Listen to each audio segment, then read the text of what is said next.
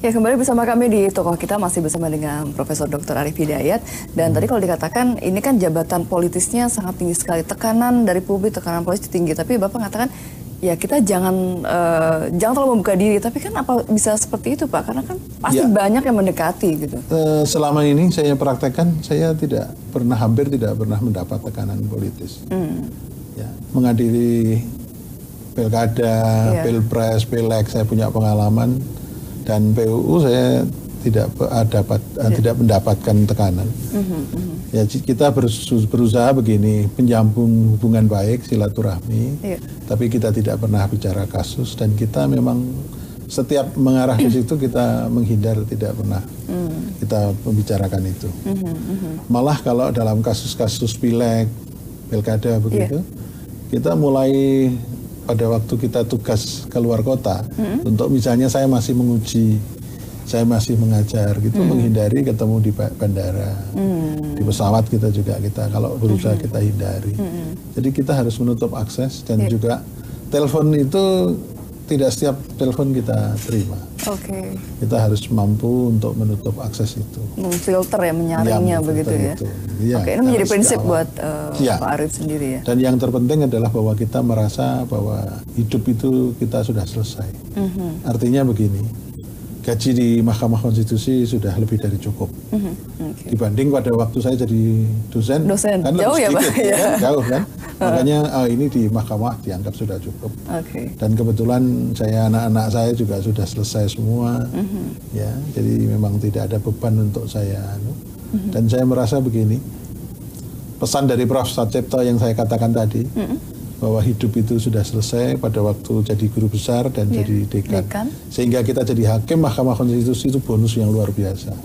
Apalagi kemudian bisa jadi ketua Mahkamah Konstitusi, itu bonus yang luar biasa.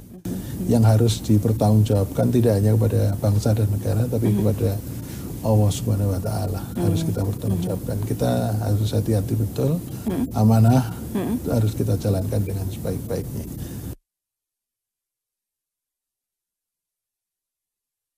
Tapi kan sempat juga yang kemarin sempat diramaikan begitu masalah yang Bapak katanya melakukan lobby-lobby dengan DPR. Nah itu kan artinya biarpun kita mencoba lurus, tetap saja kadang ada terpaan hal isu-isu negatif seperti itu. Bagaimana nih menyikapinya, Pak? Saya begini, kasus yang pertama pada waktu saya dilaporkan ke Dewan Etik, saya memberikan kata belece.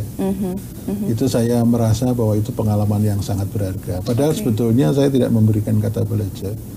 Bahwa ada seorang dosen dari Jember pada waktu itu datang ke tempat saya bersama dengan seorang alumni Fakultas Hukum Jember yang dia juga panitia dalam rangka untuk Dies Fakultas Hukum Jember. Saya diminta untuk jadi pembicara di sana. Itu namanya Dr. Bayu, dan satunya saya lupa namanya, yang jaksa karena saya baru ketemu sekali itu. Nah itu datang ke tempat saya, minta saya menjadi pembicara di acara Dies di Fakultas Hukum Jember. Nah kebetulan saya tanya, Anda dari mana? Yang saya kenalnya kan yang akademisi Dr. Bayu itu. Yang jaksanya saya nggak kenal. Sehingga kemudian orang mengatakan itu famili saya. Itu bukan. Saya kenal aja baru sekali itu datang ke sini bersama itu karena dia panitia Dies, alumni Jember. Nah saya tanya, oh saya kejaksaan. Saya habis ini dari sini mau ke kejaksaan. Kalau gitu berani menghadap Pak Jaksa Agung Muda Tindak Pidana Khusus Pak Widyo Pramono. Wah saya nggak berani Pak. Kenapa nggak berani? Saya kan orang kecil, itu kan bosnya di Kejaksaan Agung. Saya minta tolong titip surat. Saya menilai Pak Widyo Pramono, karena saya seorang guru besar, Pak Widyo Pramono itu mau mengajukan jadi guru besar. Nah, kertas karyanya itu saya nilai. Setelah saya nilai, saya masukkan amplop tertutup. Nah, yang nganter itu bilang, Pak, saya harus dibawain surat untuk bisa menghadap beliau. Nah, saya di dalam surat itu memperkenalkan namanya ini. Tolong bisa dididik supaya seperti Anda sebagai jaksa yang baik. Itu sebenarnya. Itu aja. Tapi ya Dewan Etik kemudian memberikan sanksi, saya dikatakan melanggar sangat ringan sehingga saya hanya diperingatkan secara lisan. Nah, itu menjadi pengalaman saya. Sehingga saya sangat berhati-hati Sampai hari ini untuk memberi rekomendasi aja saya selalu tanya Dewan Etik. Oke. Nah kemarin dalam kasus masa jabatan saya habis, Iya. MK itu secara resmi ngirim surat pada DPR karena saya kan berasal dari DPR. DPR ya. Ngirim surat ke sana menanyakan, mengatakan bahwa Arief Hidayat mau habis masa jabatannya. Nah, terus kan harus dilakukan pengisian ulang. Ya. Nah, saya setelah itu diundang oleh DPR untuk dimintain kesanggupan lagi mau enggak. Nah, saya sebelum ke DPR saya sudah menghadap Dewan Etik. Dewan Etik saya sudah dipanggil DPR, boleh enggak saya ke sana? Dalam proses ini kan karena saya berasal dari sana, prosesnya juga harus di sana kan. Saya harus ketemu teman-teman DPR. Secara resmi ada undangan, saya terus sudah izin Dewan Etik. Dewan Etik kemudian menyetujui. Nah, saya datang ke sana. Pada waktu itu pertemuan yang pertama itu diadakan di DPR. Kemudian yang kedua Komisi 3 itu diserai untuk menseleksi. Nah, pada waktu itu Komisi 3 ada rapat di Hotel Mid Plaza. Saya diundang oleh ketua komisinya ke sana.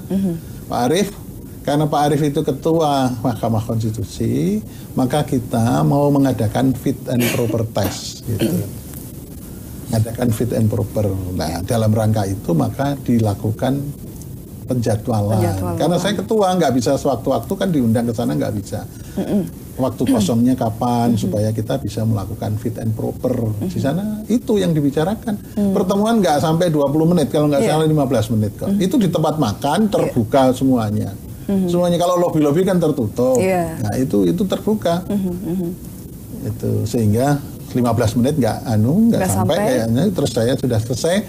Saya hanya bilang begini, saya akan mengunjungi Uzbekistan, diundang Uzbekistan karena mantan ketua Asosiasi Mahkamah Konstitusi se-Asia diminta datang ke Uzbek dalam rangka Hari Konstitusinya Uzbekistan.